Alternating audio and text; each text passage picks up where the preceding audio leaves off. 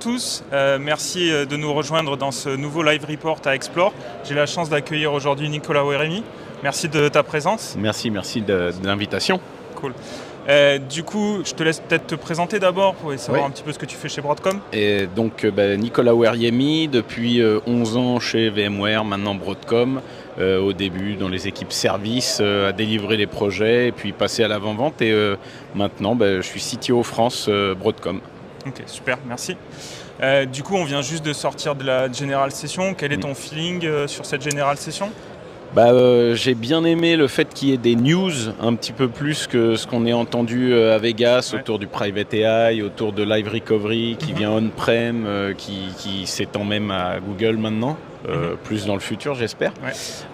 Toutes ces news autour de un peu de concret, VCF 9, de la capture d'écran qui montre un peu ce que c'est. Moi, ça me rend enthousiaste. Je vais pas en faire trop, mais je pense que l'avenir, il va dans le bon sens. C'était une générale session de mon feeling très technique par rapport à ce qu'on a l'habitude de voir. Donc pour nous, techniques, c'est plutôt intéressant. C'est un peu rassurant de voir que la techno reprend le dessus. Exactement. Ça fait maintenant 1 an que Broadcom a fait l'acquisition de VMware. Comment tu vois cette dernière année ? On a vu un gros focus sur VCF, sur la simplification du portfolio. Quel est ton feedback et si tu regardes cette dernière année ? Alors, du coup, je pense que focus, c'est le mot. En fait, il y a eu des choses du genre l'injection de Brownfield qu'on attendait dans VCF depuis 3-4 ans, qui là, en moins d'1 an, est sorti dans une première version, une mise à jour de tout ça. Avec VCF 9, l'import va venir encore plus sur des environnements complexes, donc du coup, c'est top. Et vraiment, ce que j'aime bien, moi, c'est qu'on rationalise, on simplifie, pour être efficace. On l'a vu au niveau de nos BU et nous on le voit tous les jours dans l'exécution du job. Donc j'espère que ça va continuer à garder un bon focus comme ça. Et justement, on parle de VCF. Comment tu vois l'adoption déjà depuis 1 an de VCF sur le marché français ?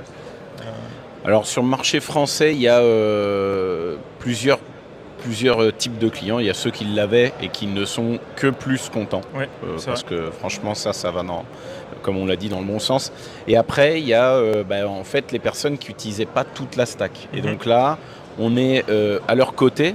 Vous êtes avec nous d'ailleurs là-dedans pour regarder de quoi on pourrait faire bénéficier nos clients. Donc c'est bien parce que ça remet au centre des débats, des discussions autour de l'outcome que l'on cherche à avoir, autour de la valeur que ça apporte.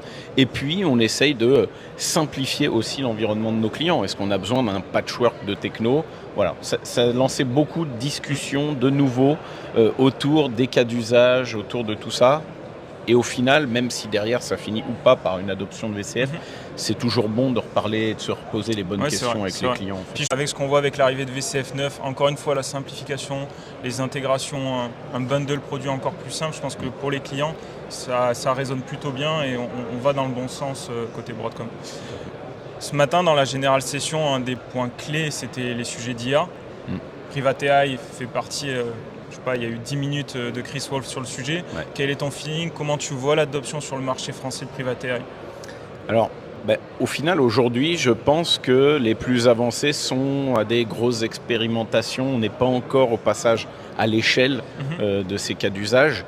Et pourquoi Broadcom met le focus là-dessus ? C'est qu'on pense que ça va être le sujet du futur, que ça va être les problèmes à adresser dans le futur. Comment tout ce qu'on a mis en place sur des POC des fois très avancés qui vont presque en prod, mais comment on a mis tout ça en place dans le cloud public pour aller vite et puis maintenant comment on va garder ça avec la sécurisation, avec la sauvegarde de la data dans la société, collée aux compliance, toutes les régulations qu'on a en Europe. Voilà. Donc en fait, moi le Private AI, ce que j'aime, c'est que on garde notre aspect hétérogène et puis pas lié à une techno. Voilà, on a un gros partenariat NVIDIA, mais on a aussi des grosses interactions avec Intel.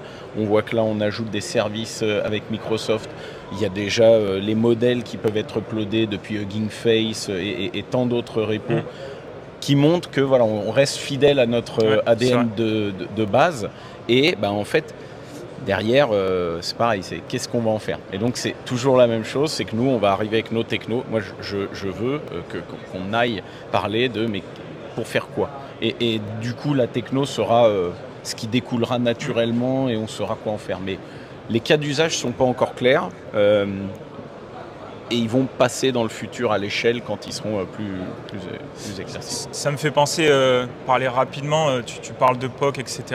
On a fait une press release hier sur justement notre partenariat avec Broadcom et Nvidia sur un service packagé. C'est ce que tu parles, d'un service packagé de POC avec quelques use cases qu'on a déjà vus chez nos clients et qui vont permettre d'onboarder les clients encore plus vite, de vraiment sentir la technologie, voir les gains qu'ils peuvent avoir. Ça va être des chatbots peut-être au premier temps, mais sur certains clients c'est déjà intéressant. Donc on est impatient de voir quel va être le feeling des clients sur cette offre de POC. Justement, à ITQ, on fait partie des partenaires de Broadcom en France, historiquement beaucoup sur le service, plus récemment sur la partie resell.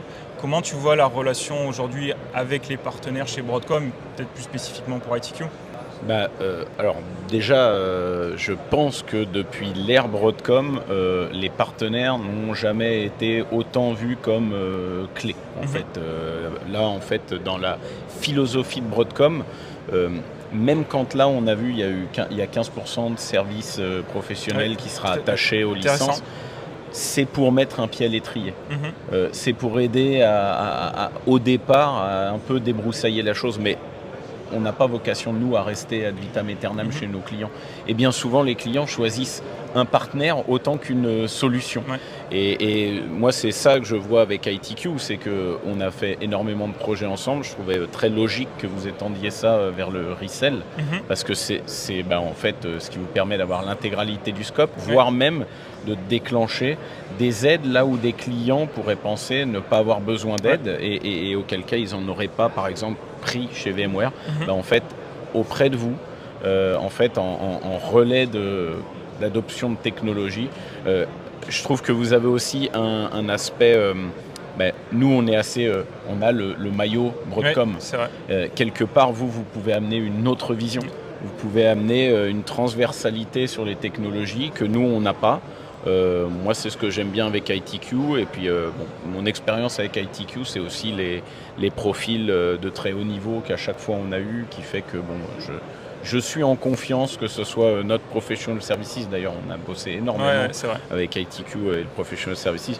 Notre Professional Services, un partenaire comme ITQ, je pense qu'on est bien armé en tant que Broadcom pour diffuser l'adoption des technologies. Oui, c'est clair. Moi, je pense que ça va être la mission pour la prochaine année, c'est l'adoption de VCF, être sûr que ça soit correctement déployé et puis aller démontrer des use cases pour consommer le produit et vraiment développer l'intérêt chez le client. Je pense que ça va être la mission de l'année. Et on a ouvert aux partenaires notre Cloud Maturity Model. Donc c'est aligné. C'est quand même un signe on ne garde pas ça en interne. En fait, on donne les mêmes outils pour aider nos clients, à nos partenaires, que ceux qu'on a en interne. Oui, c'est clair.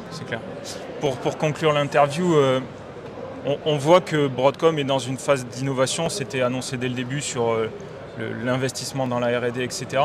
Toi, comment, dans ta position, tu drives cette innovation auprès de tes équipes pour ensuite que ça reflète auprès de tes clients, enfin de vos clients? En fait, moi, je viens du monde de l'automation.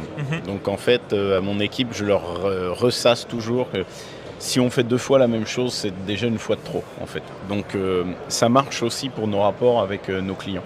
Si on vient 2 fois raconter la même chose, c'est qu'en fait, on a loupé quelque chose quelque part. Donc, peut-être, et c'est un peu le sujet de l'IA qu'on a discuté juste avant, c'est se recentrer sur le métier de nos clients, se recentrer sur la valeur qu'on puisse amener. Oui, on a aimé la session très technologique, mais à la fin, ça doit arriver, ces discussions-là, et là, on doit aller très fort dans la techno. Mais au départ, on doit savoir pourquoi on fait tout ça. Et moi, c'est ça que je cherche à savoir avec mes équipes, à les encourager de faire. C'est d'aller à chaque fois discuter avec le client, chercher la technologie. On parlait de partenaires. En fait, toute techno, toute transfo arrive toujours par les hommes, en plus de la technologie. C'est sûr. La relation client. Exactement. Et moi, c'est ça que je veux qu'on développe. Il y a eu pas mal de brouhaha en plus sur le marché. Donc, vraiment, moi, l'innovation, pour moi, elle passe par les hommes et donc par les bons contacts, les bons rapports qu'on a avec nos clients, avec nos partenaires. Et les technos suivront, on voit qu'elles vont dans le bon sens. Oui, les technos vont dans le bon sens, on est tous convaincus. Maintenant, il reste l'adoption et continuer à déployer les services chez nos clients. Tout à fait. Nicolas, merci beaucoup de ton temps. Je sais que ton agenda pendant Explore est assez complet. Merci de ton temps. Merci. Et puis à très vite pour de prochaines aventures. À très vite. Merci. Merci bien.